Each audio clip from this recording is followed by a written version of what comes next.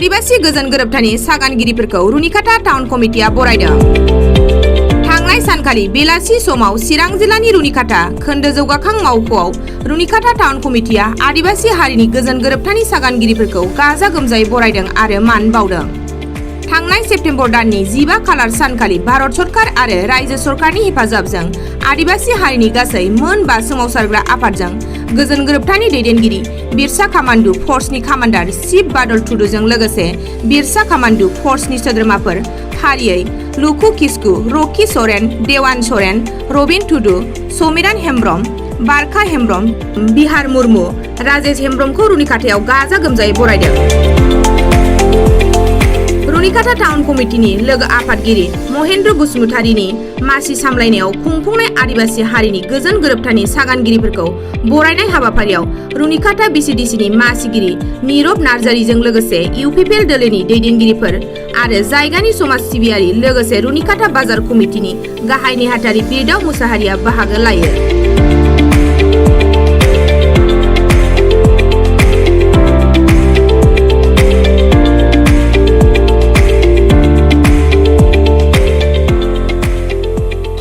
मैं आजिर दिन बहुत आनंदित कारण आमी बहुत संकटजनक आसिलो आमार काहानीबिलाक हेतु लय आमी बहुते चेष्टा करिছো आरो आमार बर्तमान बिटिआर लेभेलर जितु सीएम आछे प्रमोद बड़ डांगारिया लगते आमार अखमर सीएम मुख्यमंत्री आमार डॉक्टर हेमंत बिश्व शर्मा डांगरी धन्यवाद निश्चय দিব লাগিব। ইহঁতৰ সহায়ত ইহঁতৰ বৰিষ্ঠ পদক্ষেপত যোৱা 15 সেপ্টেম্বৰ 2022 আমাৰ ভাৰত চৰকাৰ নৰেন্দ্ৰ মোদী ডাঙৰীয়া নেতৃত্বত আৰু লগতে আমাৰ ভাৰতৰ গৃহমন্ত্ৰী ডাঙৰীয়া অমিত শ্বাহ ডাঙৰীয়াৰ সহায়ত আৰু অসমৰ ডাইনামিক লিডাৰ যিটো আমাৰ सीएम हिमंत विश्व शर्मा डांगरियार सहायत आमार जितु आदिवासी शांति शक्ति हो गल जितु एकट हो गल हि तात आमार बहुत खुश आसो माने इनका कब परा ना जाए जे इनका खुशी लगिसे कारण जितु जोन जगत आमी आसिलो तार परा इहते आमार हेई एकट थ्रुदी बहुत आगत लय गइसे आमार जितु ऐतिहासिक शक्ति होइसे हेतु कारण आमार सेकेंडारी लगे लगे आमार अखमत जिमान केटा आदिवासी आसो लगते आमार यात आदिवासी कब गले सान्ताल उराम मुडार परा आमी बर भाई जिमान केटा आसो सबे आमी एटा प्लेटफर्मत आइसो आरो हेतु लय आमी उन्नति पथत जाम आरो भविष्यतत ভাল কাম কৰিম এই एकटर थ्रुदी आमार बहुत आशाबादी हेतु कारण बहुत आदिवासी जे समस्या आदिवासी সকলে যে যিবোৰ সমস্যা আছে এই সমস্যাসমূহ আপোনালোকে কি শান্তি চুক্তিৰ যোগেদি সম্পূৰ্ণ কৰিব পাৰিব বুলি আপোনাৰ আশা কৰিব নে? হয় নিশ্চয় গ্যাৰান্টি এইটো হল আমাৰ প্ৰচেষ্টা যিটো ভাৰত চৰকাৰ অসম চৰকাৰ লগত আমাৰ যিটো সমিল প্ৰীতি আৰু যিটো আমাৰ আলোচনা আৰু যিটো আমাৰ কাম যদি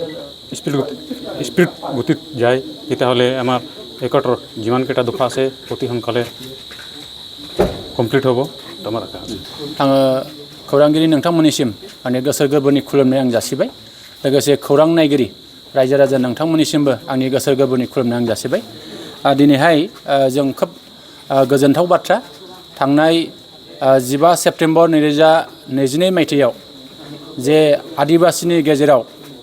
भारत सरकार आसाम सरकार आरो बिटिआर सरकारनि गोख्रों नाजानायजों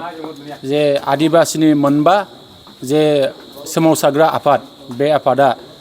थांनाय 15 सेप्तेम्बर 2022 मायथाइयाव जे मोनसे गोजोन गोरोबथा जोङो मोननो हादों। आं बे गोजोन गोरोबथा खालामग्रा दैदेनगिरि बिथांमोनखौ आंनि गोसो गोरबोनिफ्राय आङो साबायखर जासिगोन। आङो रुनिकाटा टाउन कमिटिनि जानानै आङो बिथांमोननिसिम रोजा रोजा आं साबायखर जासिगोन। दिनैहाय जोङो खोब गोजोननाय मोनदों जे थांनाय 27 जानुवारि 2020 मायथाइयाव जे बर'फोरजों जे मोनसे गोजोन गोरोबथा जे जानानै थांदों बे गोजोन गोरोबथा जाखांनायनि उनावहाय दिनैहाय जोंनि नैबे बिटिआरनि सिङाव आसामनि सिङाव बा भारतनि सिङाव मोनसे आदिवासी जे सोमावसारग्रा मोनबा हानजाजों दिनै भारत सरकार आसाम सरकार आरो बिटिआर सरकारनि गोख्रों नाजानायजों मोनसे गोजोन गोरोबथा जानानै थांदों जोङो मिजिं खालामगोन बे गोजोन गोरोबथाया जोंनि सान्थालि कमिउनिटिनि थाखाय बा सान्थालि हारिनि थाखाय मोनसे गोजोन मोनसे गोरोबथा जानो हाथों आरो जौगानायनि मोनसे गोरोबथा जानो हाथों बेखौ जों मिजिं खालामो आरो बे गोरोबथानि गेजेरजों जोंहा माखासे मोजां दफाफोर बाहाय जोङो निश्चय मोननो हादों होननानै जों बुंनो हायो दा जोङो नुदों शेड्युलिं अफ आदिबासी कमिउनिटिस जे आदिबासी कमिउनिटिसा निश्चय गावसोरनि लुबैनाय बायदि बे दफानि गेजेरजों निश्चय जौगानाय फैनो हागोन बेखौ जों मिजिं खालामो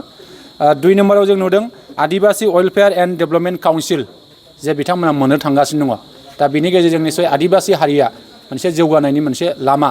बेखौ मोननो हागोन बेखौ जों मिजिं खालामदों आरो 3 नम्बराव जों नुदों reservation in education and employment दा बिथांमोनहा माखासे रिजार्भेशन सोलोंथाइ बिथिङाव आरो साख्रि बाख्रियाव निश्चय बेबायदि मोननायनि जे राहा बे गोरोबथानि गेजेरजों निश्चय मोननो थांगासिनो दं जों बेखौ नुनो मोन्दों आरो जोङो नुनो मोन्दों रिहेबिलिटेशन एन्ड रिसेटेलमेन्ट अफ आर्मस केडार्स जायफ्रा दिनै 27 बोसोर बिथांमोना हारिनि थाखाय नांबाय बे नांग्रा जोंनि मावथि बिथांमोना निश्चय थांनानै थानायनि मोनसे सुबिदा बे एकर्डनि गेजेरजों मोनगोन जों बेखौ मिजिंथिदों आरो जोङो नुबावदों promotion of culture language and custom दा बिथांमोनहा मोनसे जाति हिसाबै दिनै बिथांमोनहा राव दं थुनलाइ दं हारिमु दं बेखौ निश्चय जोथोनै लाखिनो थाखाय बा फोजौनांगौनि थाखाय नैबे एकर्डनि गेजेरजों निश्चय जाफुंसार जागोन बेखौ आङो मिजिं खालामदों आरो जों दिनैहाय नुनो हादों